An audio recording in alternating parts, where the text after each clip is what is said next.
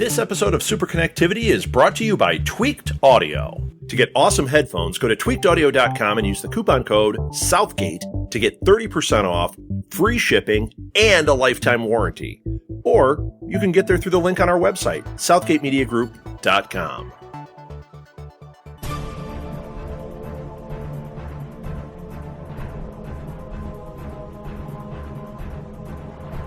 Welcome to the all-new Marvel Roundup, the Southgate Media Group guide to the Marvel Comics of the Week. As always, I am Phil Parrish, and joining me is... Charlie Esser! And does it sound good to people? Because we're sitting in the same room. Yes, live and in person. This is very odd. In beautiful... What city is this? Irwin. Irwin, Pennsylvania. Woo! I didn't know if you were in Irwin. Oh, yeah, actually, yes, I do recall, yes. It is Irwin, Pennsylvania. Beautiful Irwin, Pennsylvania. You almost hit a cow getting here, but... Yes. Alright. Got a lot of books, big controversy this week. I think we'll save that for last, but Yes. I'll start with Captain Marvel number 5. Basically the end of this arc, the aliens are attacking the Alpha Flight space station, and basically they're outgunned, basically about to get blown out of the sky, so Captain Marvel surrenders herself, because meanwhile Alpha Flight comes up with this plan. Since most of the alien ships are somewhat organic, they came up with some kind of virus that is going to kill off their ships and their weapons, but not the actual people. Okay. Well, that's awfully cool of them. What about those poor sentient ships? But the aliens wouldn't even let her surrender until she had to tell them, yeah, this is Marvel of the Kree. They're just like, but yeah, it was good. I mean, it's a thumbs up, but okay. But yeah, like I said, it's the end of the arc. The next book, it's Civil War. Yeah. Okay. Pretty cool. Well, going from Captain Marvel to Ms. Marvel, again, Road to Civil War. Yes. We go to the Tri-State Mega Science Fair, because, of course, this is the Marvel Universe, so a science fair isn't, paper-mache volcanoes and the surface tension of bubbles. It is build your own, Tesla converter. And basically we find out that Miles Morales, of course, is the star science whiz of the New York City team. Of course, Camilla Khan and Bruno are the stars of the New Jersey team, and of course, as is to be expected, there's a major rivalry between New Jersey and New York. Kamala shrinks down to sort out what the plot is with Miles. Of course, Miles' spider senses tingle, tells him he's being spied on. They confront each other. And then they go on to the presentation. Jersey's first presentation is the Sky Shark, which is a shark in a silicone weightless bubble to allow it to exist and not go extinct in the oceans. The team from Connecticut call animal cruelty and seek to have them have it disqualified. They make the point that Connecticut always tries to disqualify everyone because it's a state full of lawyers.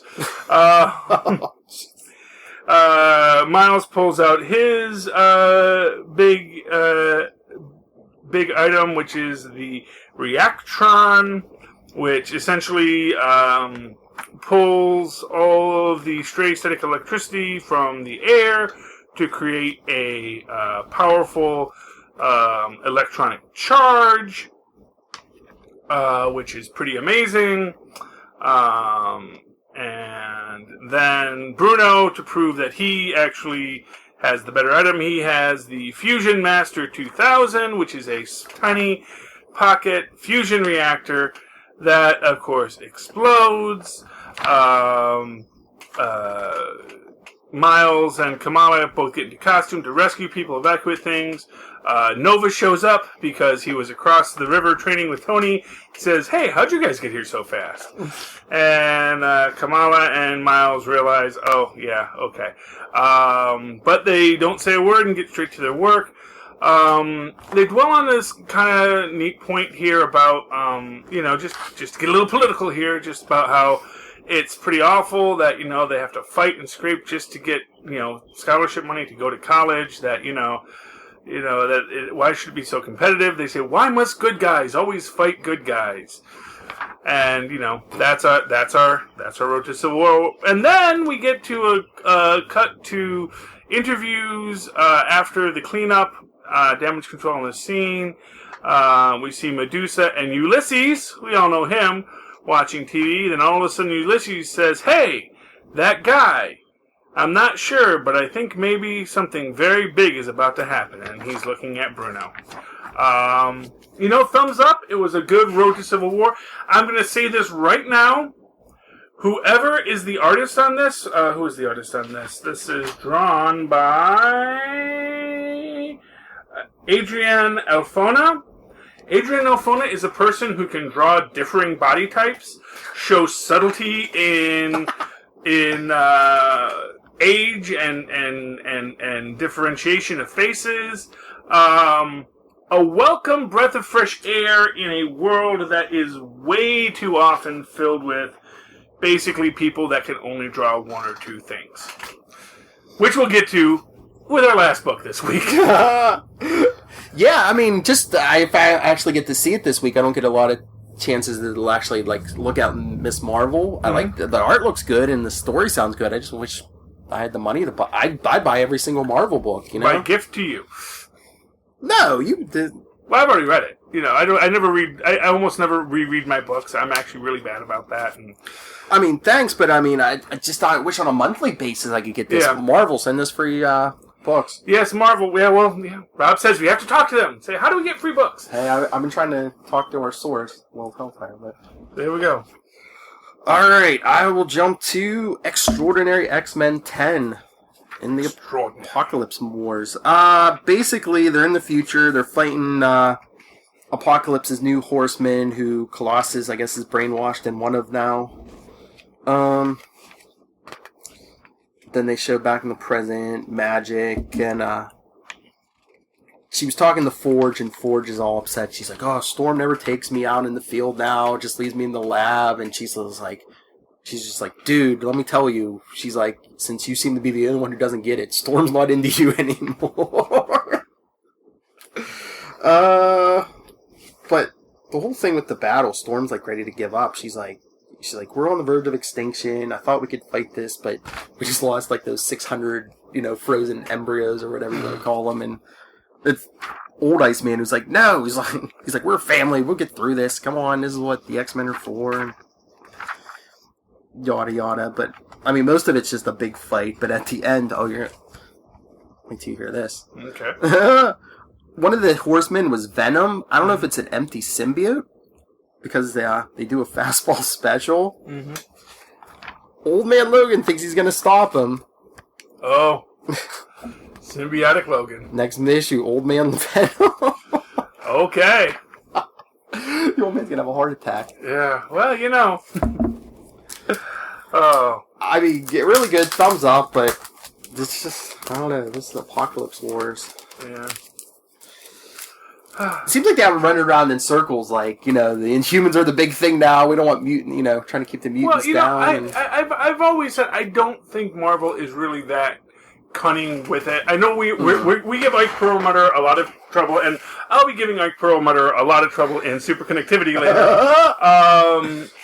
But the reality is, I don't think they've ever actively squelched the mutants, because the mutants are still popular. Mm-hmm. It's not like the mutants aren't a big book. It's not like they don't sell a lot of mutant books. And and as I've always said, the mutant books still sell the t-shirts, Mm-hmm.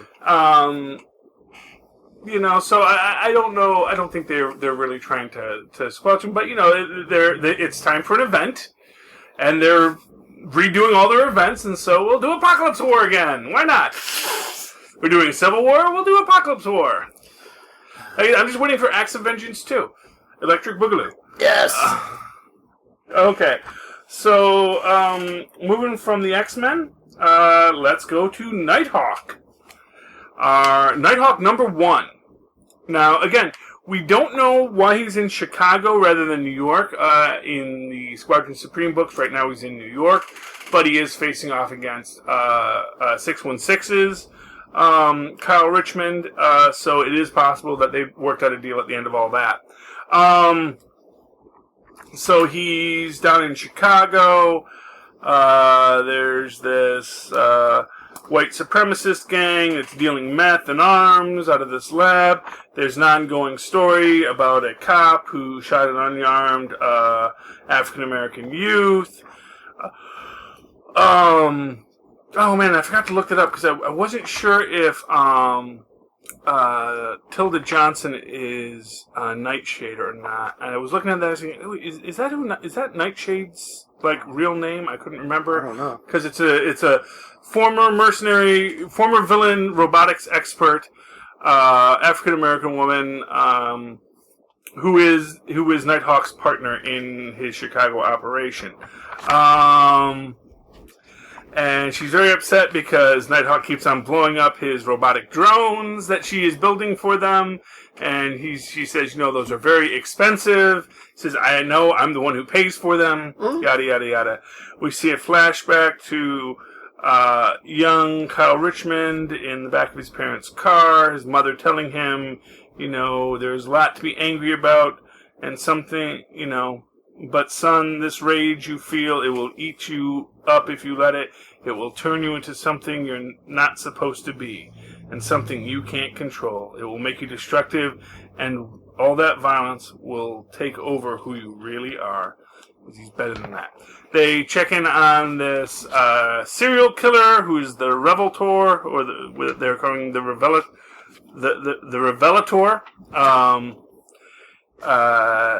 He basically decapitates these people who are preying on the impoverished African-American community of Chicago.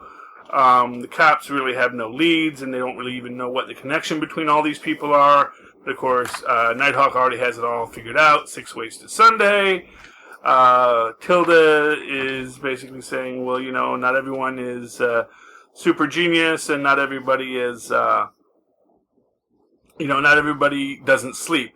They found a weapon that they didn't recognize at the last site. Tilda basically says that's from Bagalia. I have no idea how they're getting weapons in from Bagalia. I could get you all sorts of things right now with only a couple phone calls, but I could not get you this, rusted out piece of gun from Bagalia because I don't know how anyone can get these things out.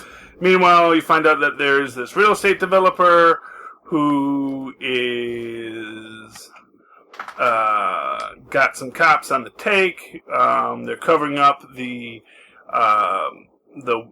attack at the warehouse. The cop notices, finds one of the spikes that Nighthawk had used to kill one of these guys, and they realize that maybe Nighthawk is getting sloppy. You cut to Nighthawk sort of remembering the night and sort of dealing with the echoing words of his mother. He then meets with the real estate developer who wants to tear down these projects to build up condos,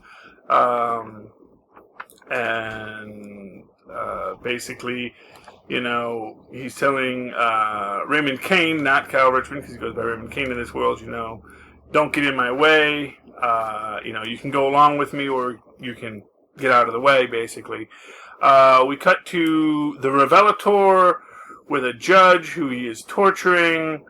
The judge really has no idea what the guy wants him to do.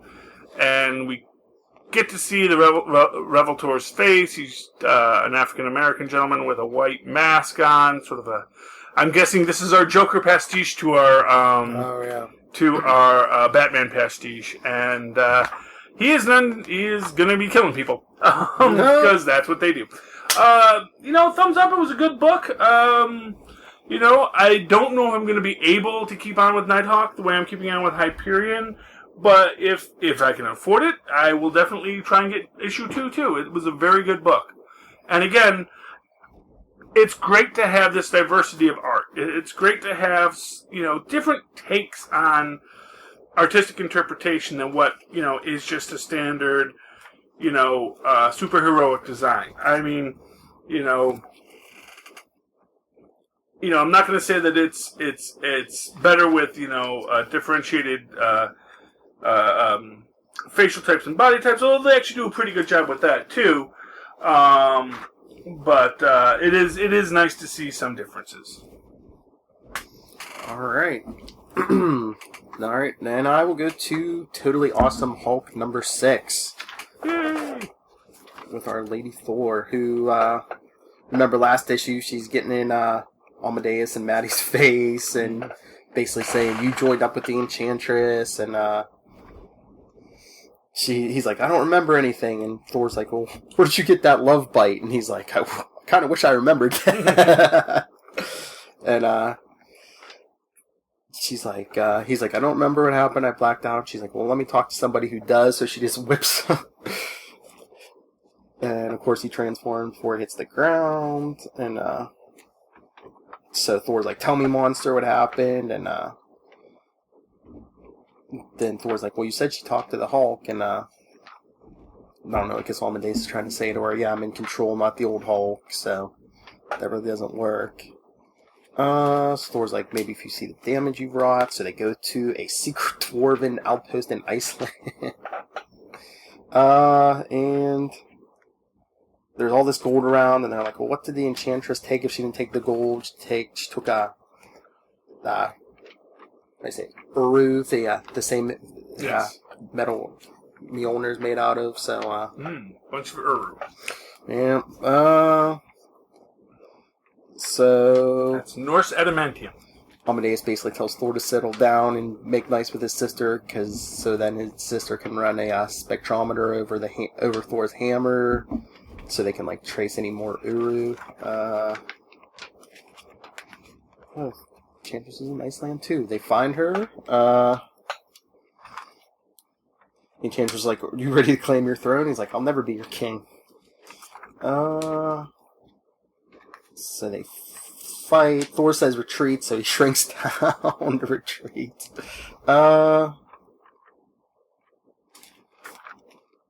So basically, Maddie's telling him, you maybe should get mad, and she's like, well, what did the Enchantress do to you? And he's saying about how she made him remember when their parents were blown up and killed, and he says, because people came looking for me, it's my fault, and I know you hate me for that.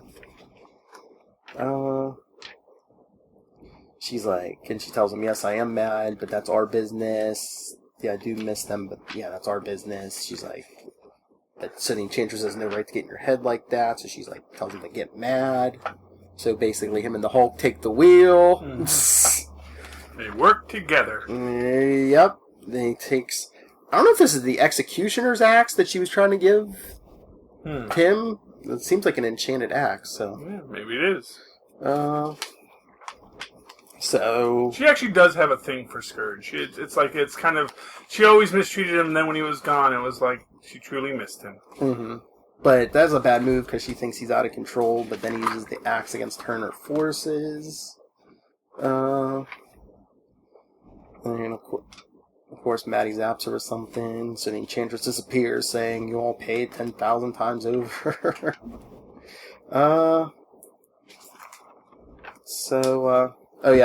Amadeus has been he wants to call himself Chulk, Cho-Hulk. Yes. Because, what was Thor? I thought she was calling him something before. But Thor says she'll be keeping an eye on him. She's saying, for the sake of all the 10 realms, keep an eye on each other. Then we get this scene at the end with him and Maddie at their parents' grave. Basically coming to terms. But next issue, Charlie, the return of Bruce Banner. Yay! Nice to have him back. Looking carefree. Oh, yeah. Well, he's got no more Hulks. Has no Hulks on him. But thumbs up. It was a fun book. Okay, well, from Hulks to Hyperion. Hyperion number 3. Our third issue, where we get a bit of the backstory on Doll.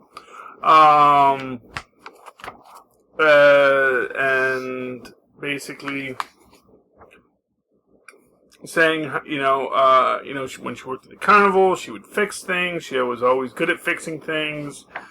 Her mom's fritzing toaster, or her mom's old Buick, the fritzing toaster in the kitchen, and, one little thing, like a screw out of place, could bring down a Ferris wheel, and that's the way things are in the world. Ants can take down an elephant, a goose can bring down an airplane, a piece of lead can make history, and worms. And we see that Hyperion is covered with these little worm monsters that are crawling all through him. The worms are crawling in, the worms are crawling out.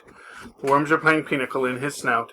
Doll sees there's a toaster. She cuts the cord to create the, spark between it, and basically runs 220 volts through, 110 volts. 110 volts through Hyperion, which effectively kill a lot of these worms and pretty severely damage Hyperion. Apparently, he is weak against worms. Good to know. He uses his atomic vision or microscopic vision to check out the DNA of the worms. We cut to a vision of Marcus's past.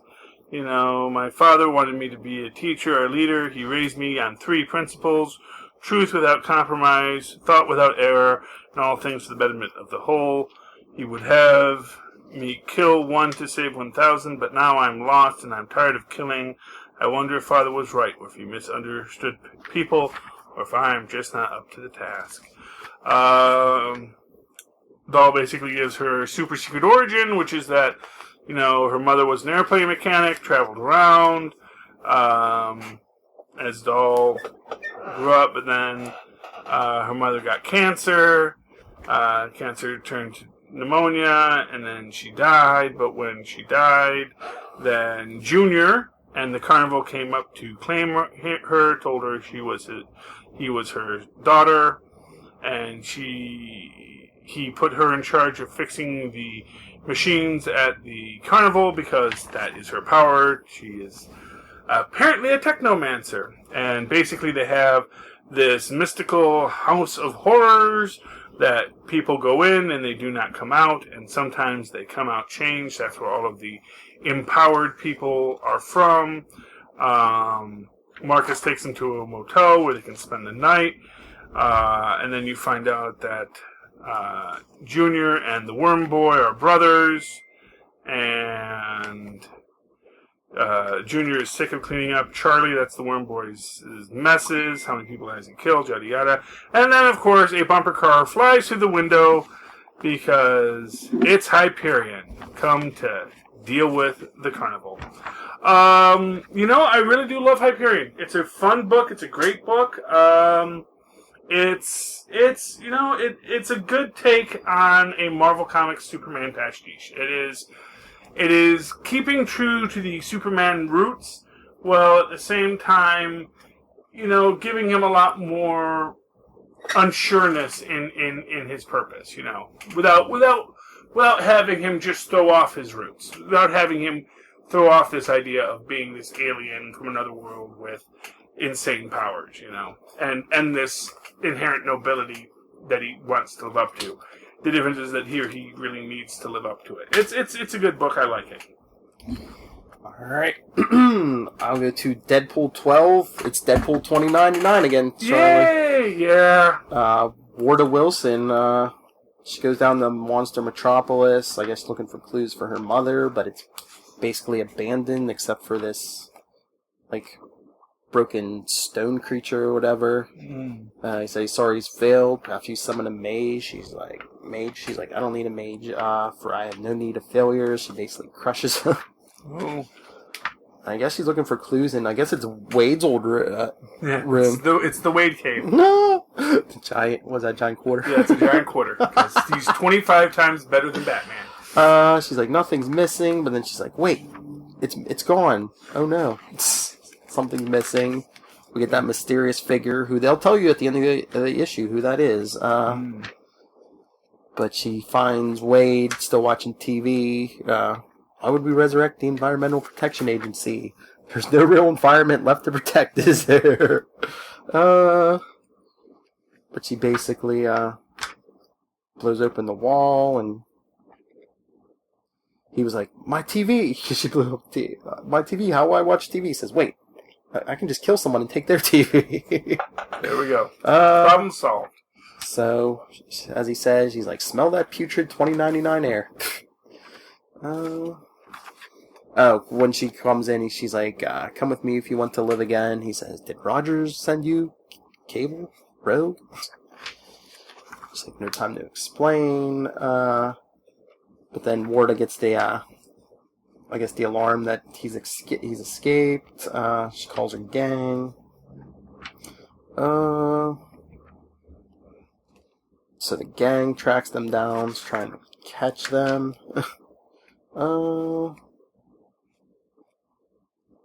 She's like, if I leave you, your daughter's gonna kill you. He's like, I don't have a daughter, not anymore.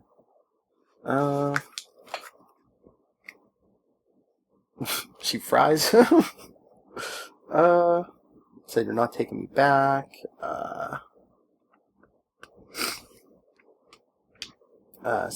Then the figure tells Wade to stay with the bike. Bring the hologram up to speed. I don't know where to find you. He says, what hologram? And of course, he opens it, and who is it? It's his old friend Preston. She's like, the last thing I remember doing was fighting with Warda. She's like, what year is this? So they're talking. She's like, is the clock on the sky bike correct? Is this 2099? He's like, yeah, that date comes up a lot. There's a lot of dates. Why is it always that one? He said he'd rather be turned off like she was than what happened to him. So the figures are fighting. But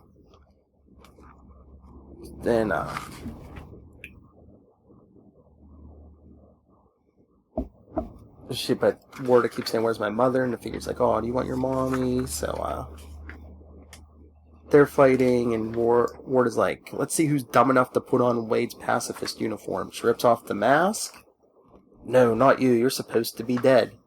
And of course, it's... Ellie! Ellie? Yeah! Oh! But I guess it's going to be a while before we see the next... I thought they were doing every other issue. This says, to be continued in Deadpool 19. Yeah, no. This is 12! Yeah, they do it in between arcs. I'm guessing after Civil War. Yeah. Well, no. Well, like I told you, the next issue is out next week. It's another $10 book, people. Oh, goodness. Yep, that was the book Daredevil. They wrote, designed just to get Phil to spend $10 on a book. Ah, me and the other idiots. Yeah. $10, man. Yes. Hey, Deadpool's popular. Apparently. But thumbs up. Okay, well, good for Deadpool.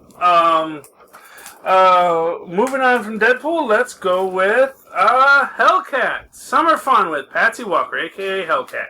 Now, first off, I just want to complain, because on the cover, we have She-Hulk,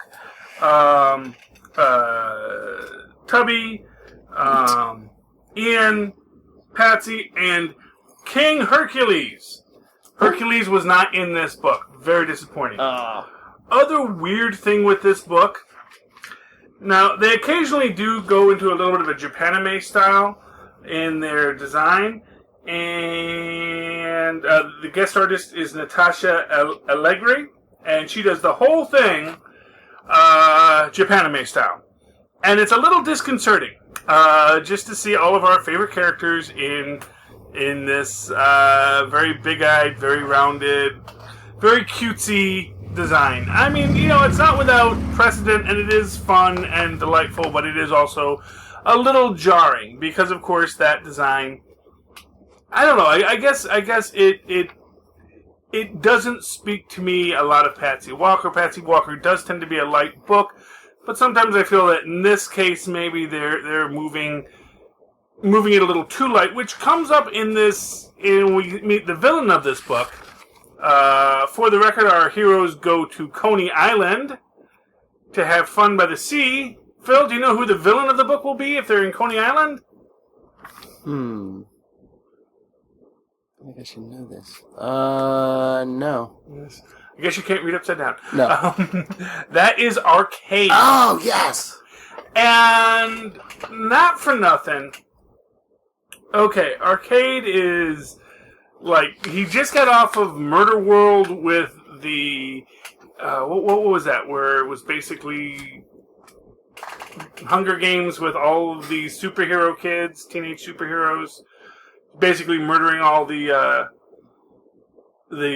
teenage superheroes. Oh, I can't remember what that was called. I read the whole thing. Now I can't even remember it. Was it Avengers something? Yeah, it was like Avengers. It was basically the Avengers Academy gang with some other teen heroes. Yeah, weren't they like undercover or something? No. They were all that was a later thing they did after that. This was actually sort of where they get messed up. Okay. Basically set them up to all be murdered, and I think we lost Reptile in that, which was weird. Like, wow, did they actually kill Reptile?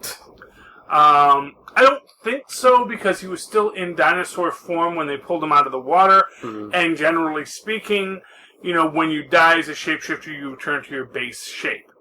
So that he was still in dinosaur form suggested that maybe he was still alive. Not sure. But anyway, basically what they have is sort of like, so what they're saying is that basically Arcade started out in Coney Island. His first Murder World was in Coney Island. And he's going to do a little Murder World here. When Hellcat and She-Hulk confront him, he decides to, set them in this little thing. They capture Tubby to be the bait. And they just have to win his games without powers. Basically, they lose one game, they win one game, then it's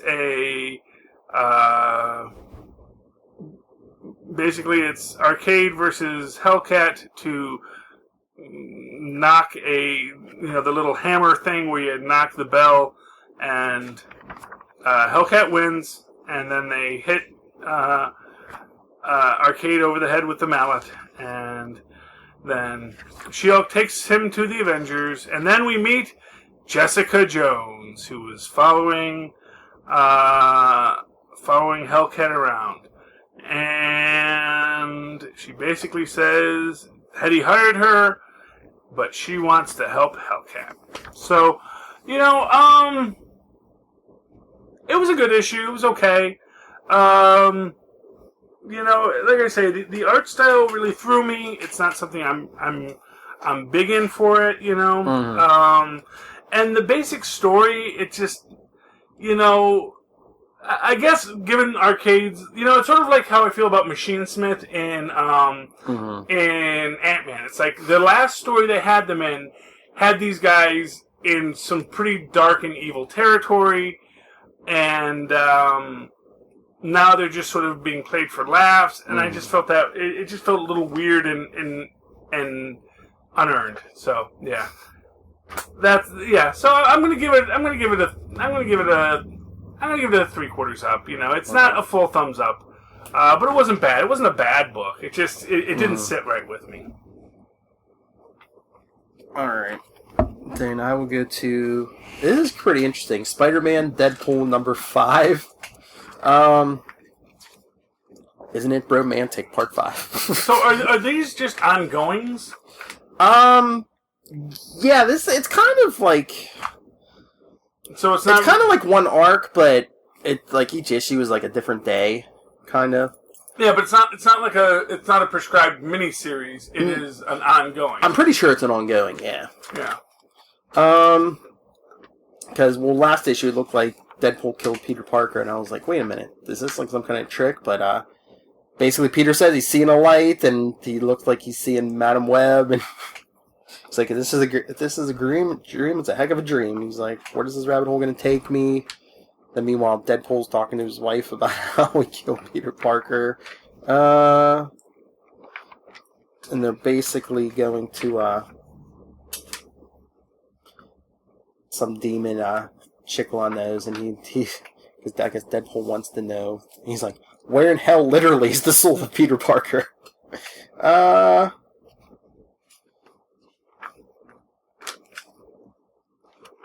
don't know.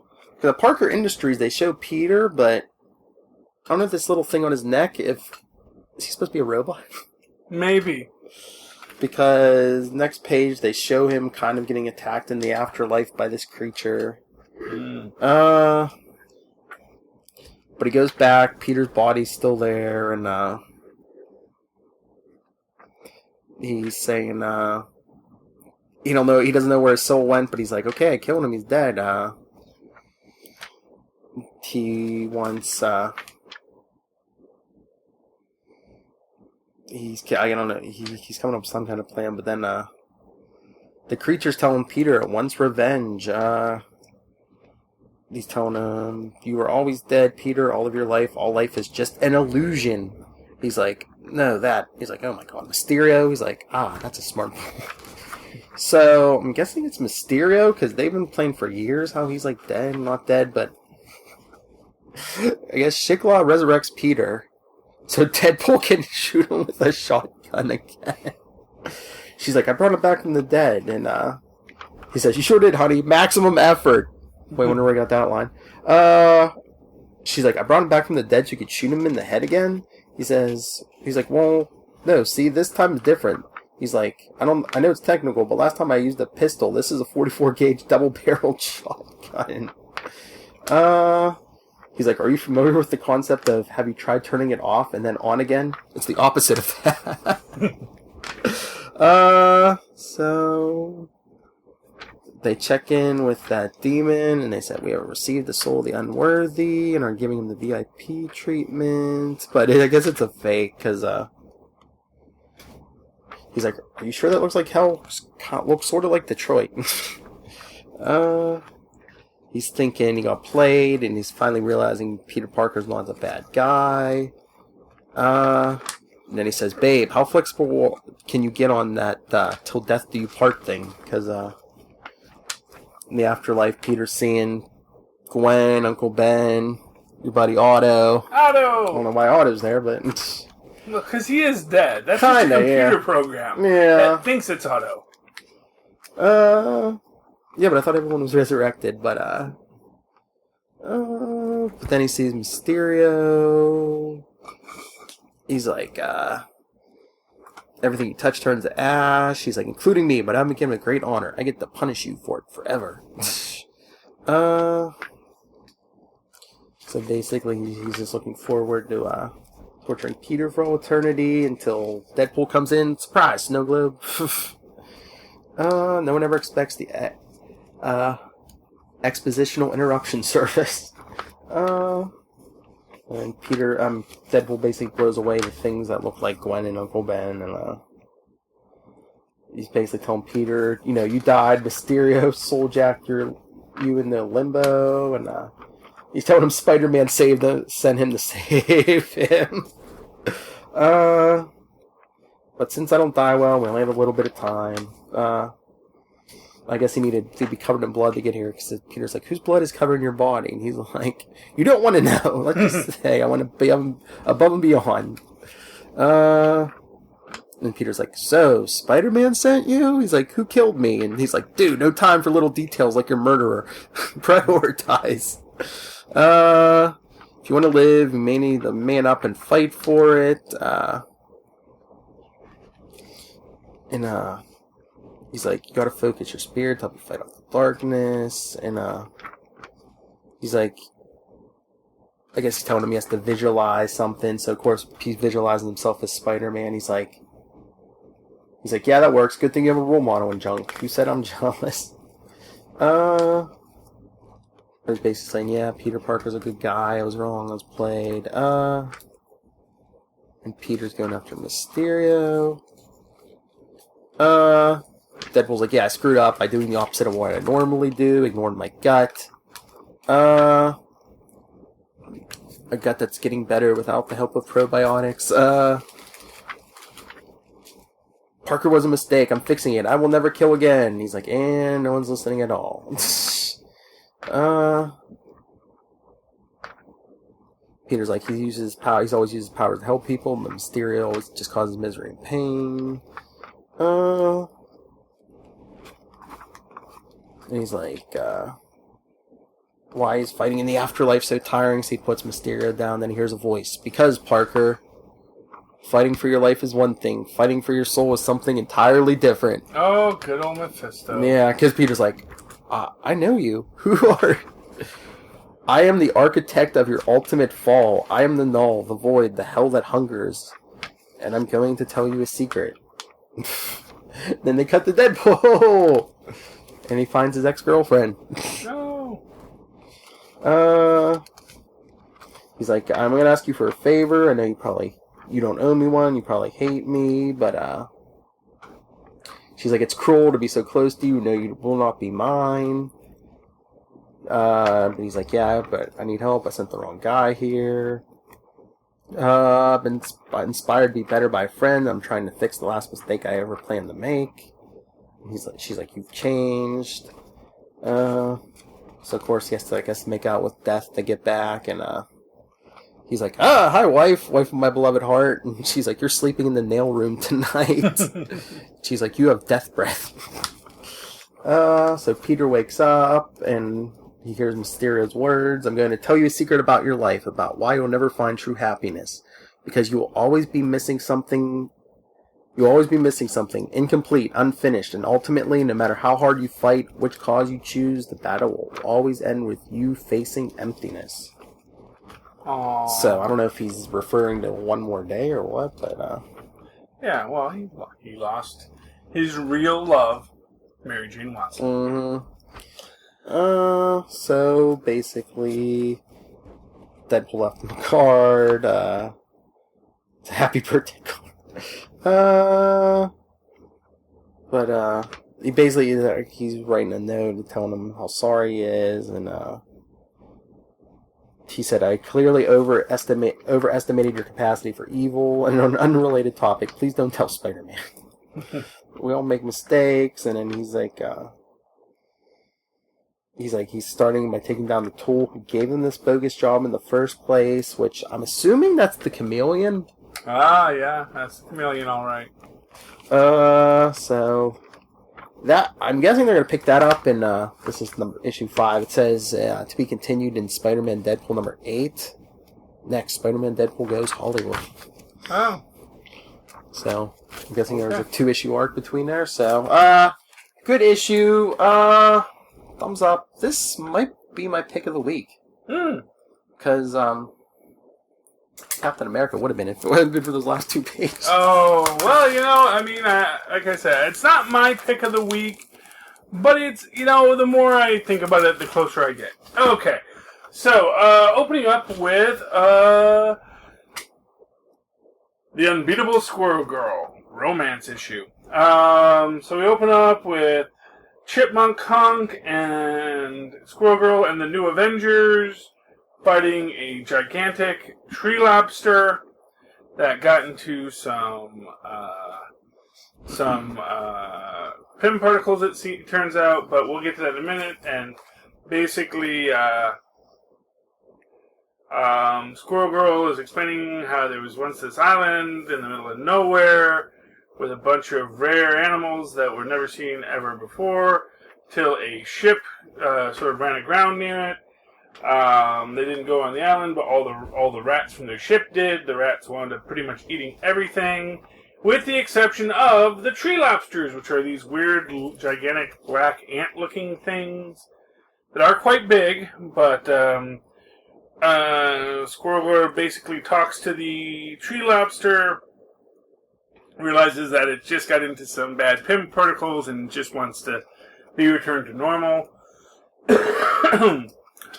The adventure ends, and everyone is about to go home, and Squirrel Girl is talking to Chipmunk Honk, and, saying it was fun hanging out with the new Avengers, wasn't it? He was like, yeah, it totally was. Says, we all get to bring along a buddy every so often.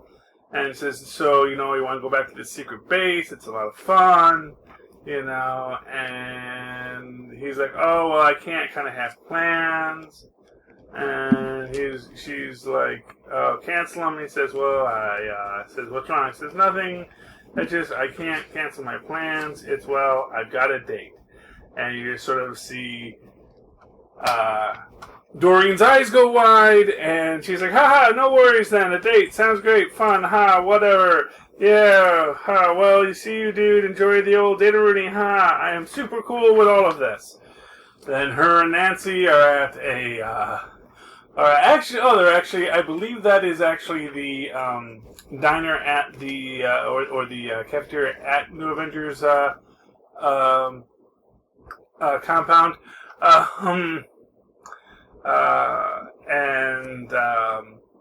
she basically says she's totally not cool with it, why, and Nancy's like, you've known him for a year, you never once made a move. It's like, well, I expected him to make a move, and with me not actually having to put myself out there, yada, yada, yada.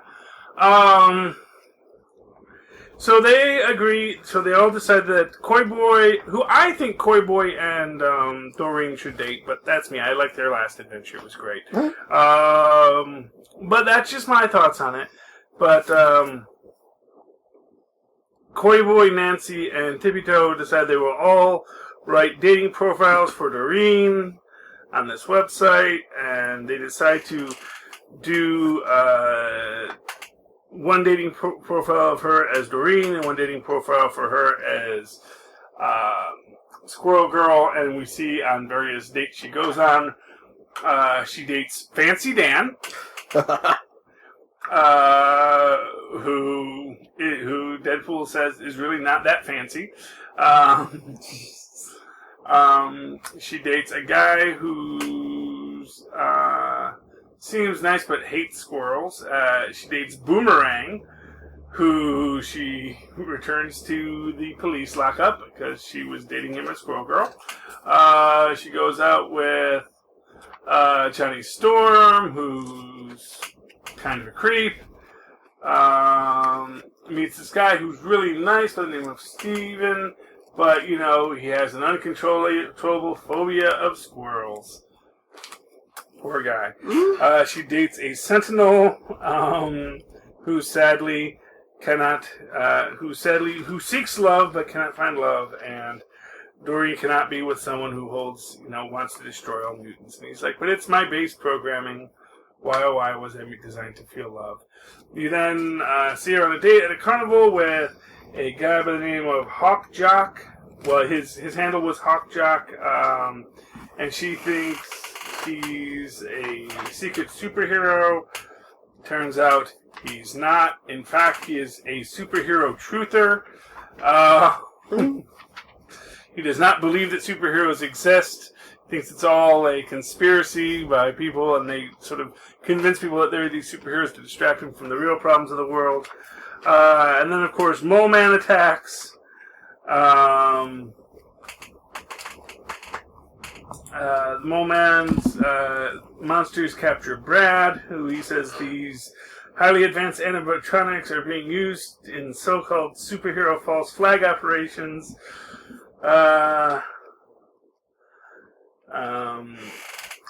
Mole Man says, heed me well, Squirrel Girl, your boyfriend now belongs to me. And says, oh my God, Mole Man, he's not my... And says, continued next month. It was a fun book. It's always, Squirrel Girl is always good for a little wacky fun. And that's what this is. It's a wacky fun book about the difficulties of dating when you're a superhero.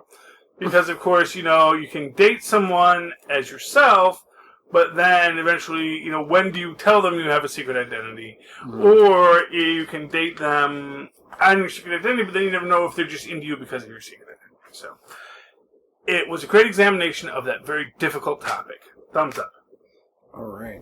All right. Power through this. My last book is Daredevil 7. Yay! Remember, she came at Daredevil last issue saying she had a kid, and he's like, you don't have a daughter. She's like, liar. They're fighting, but she kind of pulls her attack, and he's like, this must seem strange to her too. And he's like, I'm surrendering. You've never seen me surrender. He's like, just talk to me. And she's like, no tricks. She says her name is Iona. She's 11 years old. And I'm guessing it's around the time she was in college, because he's talking about being in college, and then her father getting killed. And then she says she went off with Stick in his group, and she left the baby with Stick, because she knew her life wouldn't be good for the baby, and he said he would take the child far away, and where she wouldn't know about it. And the whole time, Matt's like, he's always asking her who's her father, because he's like doing the math, and he's like, that could be my daughter. That could be my daughter. But she's saying, what is it? She has a video on her cell phone, and basically, I guess he tells her he's gonna take it to check it for clues, but meanwhile he takes it to Foggy, since he's the only one who remembers who he is. He's like, tell me what this video is. I can't see it. And Foggy's basically like, there's nothing on here. The phone's empty, no video. So he's like, Matt's like going crazy, because he's like, that could be my daughter out there, someone I'm responsible for. And he's like, wait, someone I'm responsible for? So he calls Night Nurse to check on Blind Spot. So I remember he built his own suit, because she was like, he didn't want me to cut his suit off him, so it was kind of hard to like set his arm and stuff, and or get it off his arm. And he's telling him he'll be in a cast. He's not gonna be able to do a lot of work. He's not even gonna be able to go to work and pay his rent. He's like, he's getting reckless again. He's like, listen, I have an old friend and a lawyer I know, an old friend. He can get you some fouling work or something, and we'll take 2 arms. And he's like, Blind Spot's like, that sounds cool. Oh, Blind Spot doesn't know his secret identity? No. No, remember, because like, what was it, an issue or 2 ago, he needed to get a hold of Daredevil, so he basically went on Twitter and told everyone on his Twitter followers, just, hey, Daredevil, get down here. Daredevil meets up with Elektra again and basically says the phone's empty, and she's like, what, it's conveniently, I give you the evidence and it's all destroyed. But she takes off. She meets a guy in an alley, and she's like, why did you lie to me? Why did you send me after Daredevil? And he's like saying, it's just a job. She kind of stabs him, and then Daredevil shows up to break it up, and the guy in the alley says, the tangled web we weave, and Elektra kind of hits the ground. And he's like, what did you do? And he's like, nothing, I swear. When she came back, I was just supposed to say that. I don't know why. And Matt's like, this was never about Elektra. This attack was aimed at me. But I guess whatever that phrase was broke whatever conditioning, because she's like, I never had a daughter. Someone wanted me to believe that, to go through this pain. Made me think I'd lost one. And Matt says, I know who did this. He's thinking, I know who did this to you. But he doesn't say who. I don't know. I was trying to think who connected to Daredevil could do this, because Elektra takes off.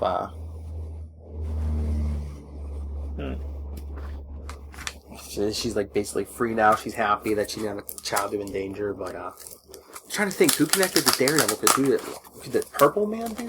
Could the Purple Man plant false memories? Not generally speaking. No, that's not normally how his power set works. Although they may be making stuff up.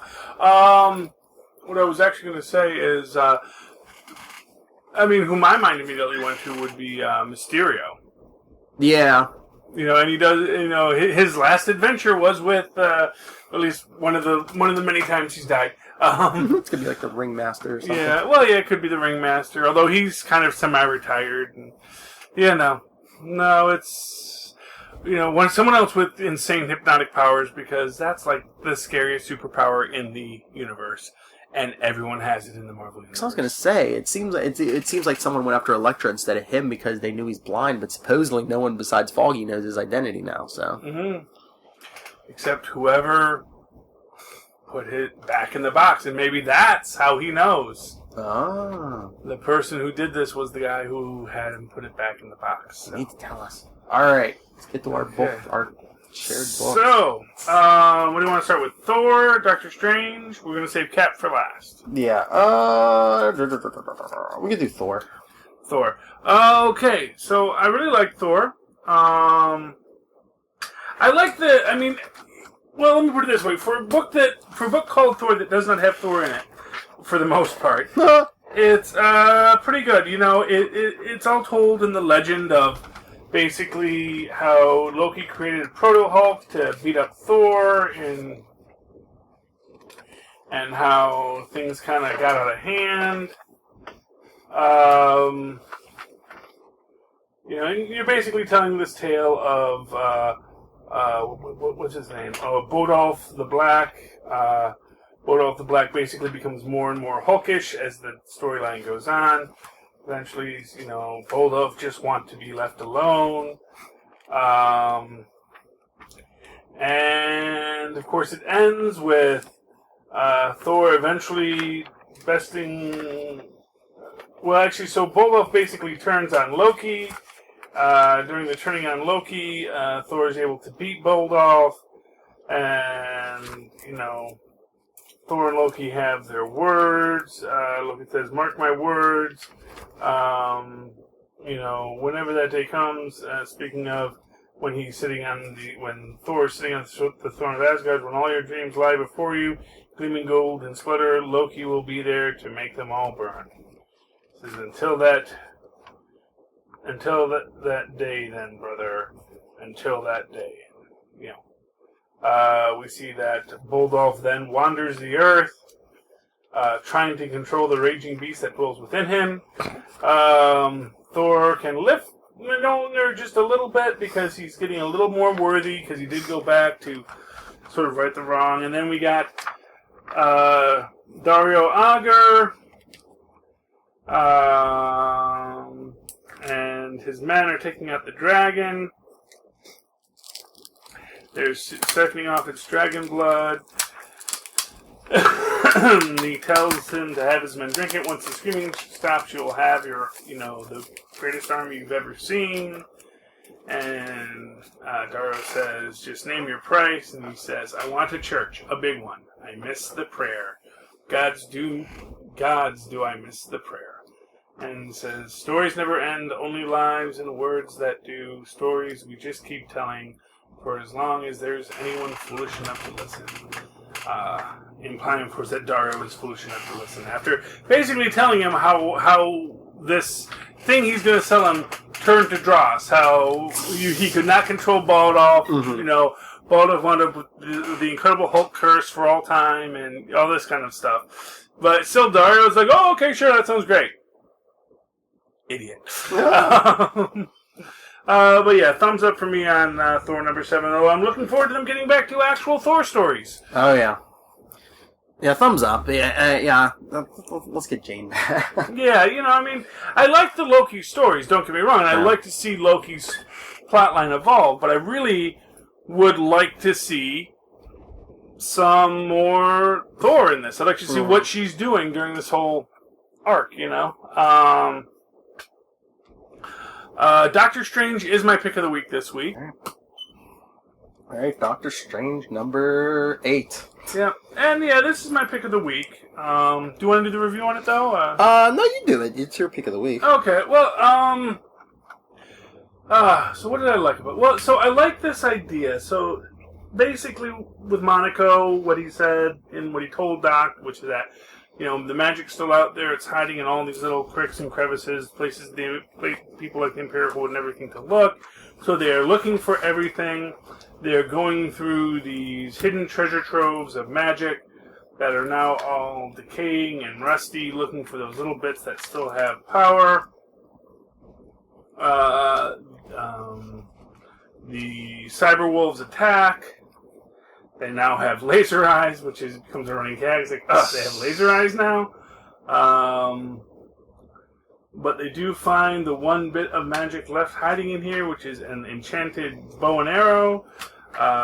Doctor Strange mentions that he was glad that he took those Classes Hawkeye taught at Avengers Mansion. Just too bad I never passed one.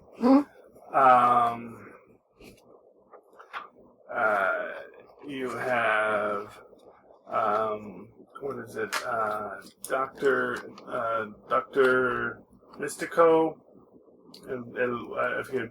The Aztec sorcerer from the Death of Magic issues teamed up with Wanda here as they're going around gathering up all these items.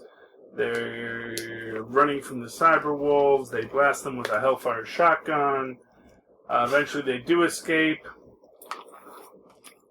They find all the bits of, you see all the little magical trinkets in the back of the trunk. Basically, it looks like a pile of junk, but they need to find more. They need to find more if they're going to defeat this guy.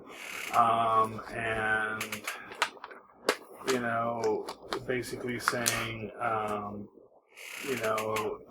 it's all there is. It has to be, Doctor Strange says it's not enough, and Talisman says it has to be enough, and Wanda says, no, it doesn't have to be. This could always just be the end of us, the end of, and Doctor Strange says, don't say it. Says, Wanda says, we can't beat the Empirical with the fruit crumbs of magic, broken wands, and rusted out bargain-bin Excaliburs. We might as well throw a card tricks at him. I'm afraid the others aren't having any better luck. My father says the Serpent Crown is a paperweight now. Mahatma Doom says the breathing guns have breathed their last. And we keep looking. Wanda says we need to get Tony Stark in to help us get the other heroes together, and Steven says no. Tony Stark doesn't even know there is a problem. This is our mess. We're the only ones who can fix it. And they see that, Strange blames himself for what happened to Monaco. We still don't know exactly what happened to Monaco. We're assuming he's dead, but then again, Monaco is never more dangerous than when he's dead. Strange says, I didn't pay the tab, just like he said, and now it's come due. That's why this is happening. Tony Stark can't pay this tab. Fetch the map. Tony Stark doesn't have bits of magic in his blood that we can use to divine the locations of the world's last few mystical weapons. So we keep searching, even if it takes every last drop.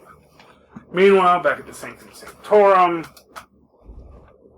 the iBots are they've gathered. They have the last book from the library that they're going to present to the Empirical to personally destroy.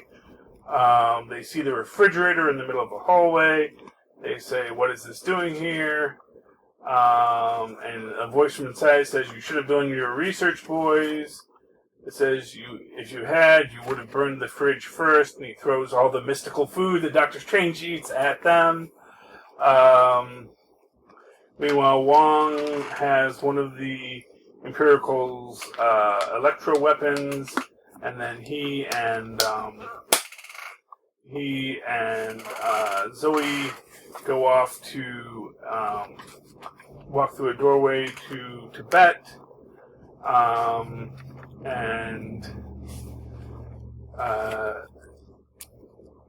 Zoe's saying, I found something that we can use to fight the Empirical. It was horrible. I really got away from it. It was in the cellar. And he says, wait, did you say the cellar? You're telling me the cellar door is open? Yes, I was there. I saw something. When I think about it, it makes my brain hurt. What is down there? What did you keep in the cellar? And it says, God help us. You see the Empirical saying the readings are definitely coming from this area. There appears to be a high level of unexplained energy still active here. Why hasn't it been dealt with already? We did send a team to investigate, but I'm afraid we haven't heard from them in days. And then you realize that, you have the little, speaking over, it's always been a struggle to pay the tab. The bigger the magic, the more often I save the world, the more mystical debt I ring up. It got to where no one man could pay that price. The scale still had to be balanced. Doc, what is it? You look pale as a ghost. Wong and I found another way, a secret way, in the darkness of the cellar, or at least we thought we did, until it tried to eat us. It says, oh no, readings are off the scale. This isn't right. This can't be. Science, save us! And you see some many-mouthed monster. Just when you think things can't get any worse, you remember there's a monster in your cellar made entirely of pain and suffering, and someone just opened the door for it. So, yeah, I really liked Doctor Strange this week. I like this Death of Magic story, and I like that. I thought I had it all figured out, and they're clearly doing something different. It's not gonna, it wasn't Grey's Anatomy in there. It was a monster. Although it's kind of weird because they did seem to imply that Wong didn't know what was in the cellar, or at least, but I guess it's just that he knew sort of what it was, but not to the extent of what it was. So, it's a good twist. I like where it's going. I'm still waiting to see how it all resolves. But there's clearly something very magical in the cellar that is still around. So, as we're looking for bits of magic, that might be where we find it. Yep. And that brings us to the most controversial book of the week. Of any company, Steve Rogers, Captain America #1. Oh my. We'll get into some detail, but we'll save the deep details for super connectivity later in the week. Yes. So, what did you think of this one, Phil? Like I was telling you before we started, I liked just about the whole issue until we get to like those last 2 pages. Yeah, well, it is, here's what I'm going to say. I was as angry as anyone. Mm-hmm. I really was. But here's the thing. As you read this book, there are more than enough efforts to wink at the camera to let you know it's not what you think it is.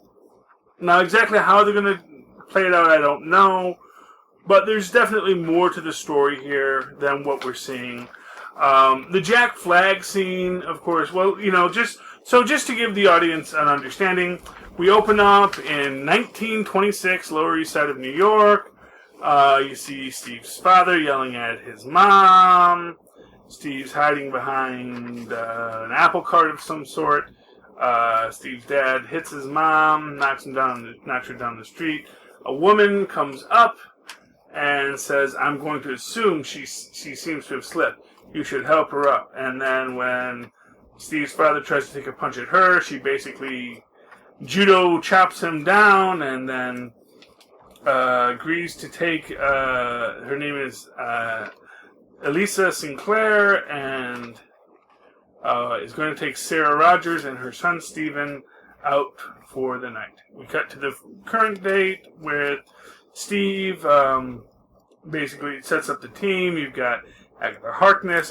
Sharon Carter there. Ooh. Oh God! And like every time they draw her, it is just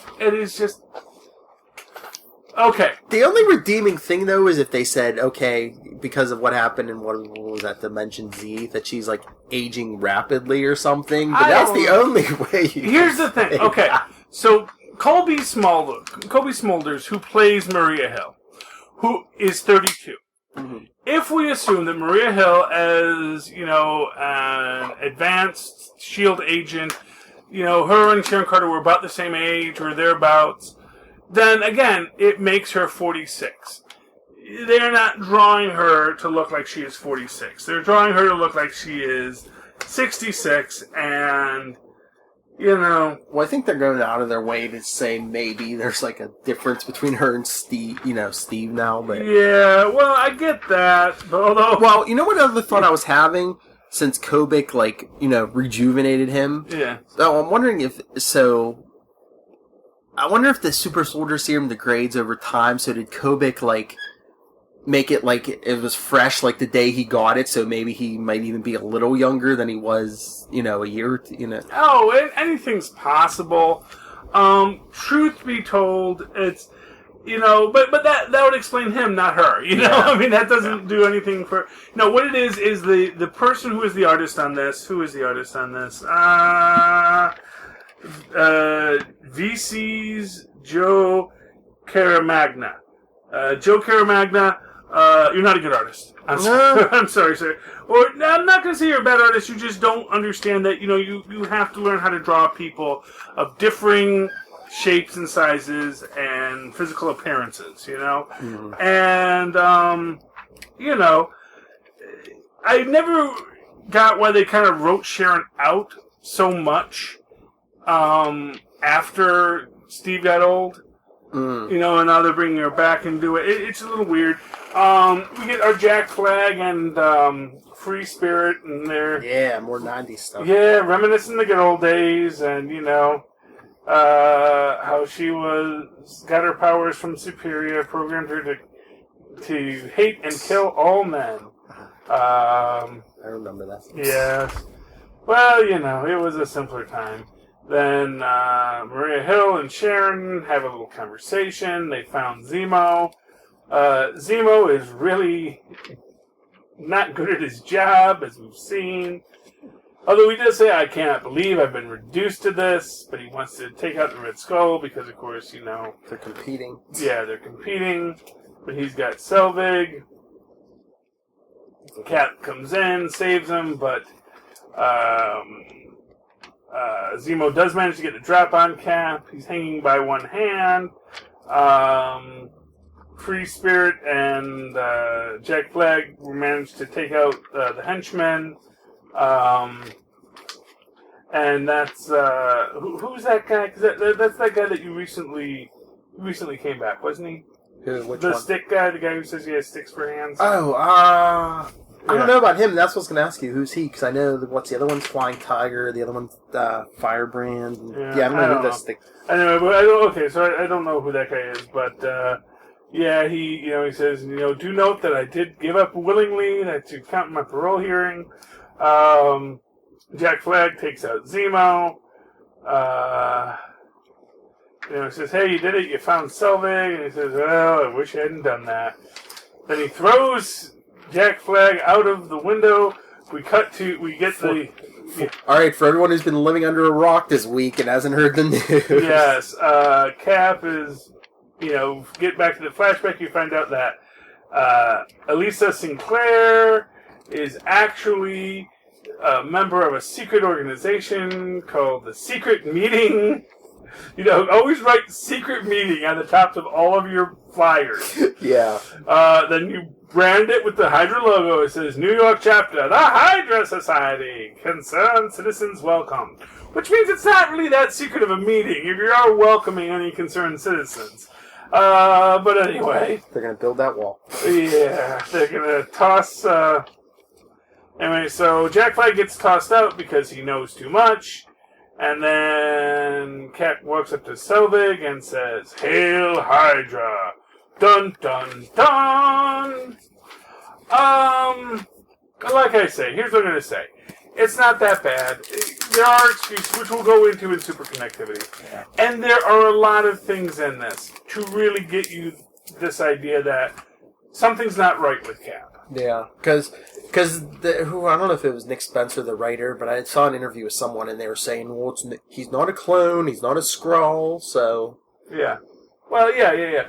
But here's the thing, and here's the thing that gets you, because Sharon makes a comment on this, he says, I'm not used to the shield. Now, Cap has used a triangular shield in the past.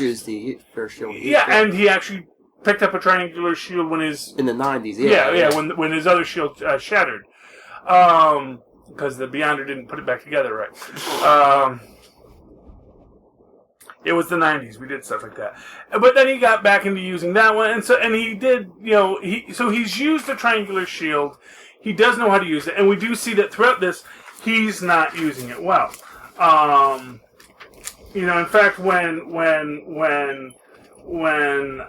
Zemo throws the flash bomb at him, Zemo, why don't you use a bomb that has shrapnel? But that would have been...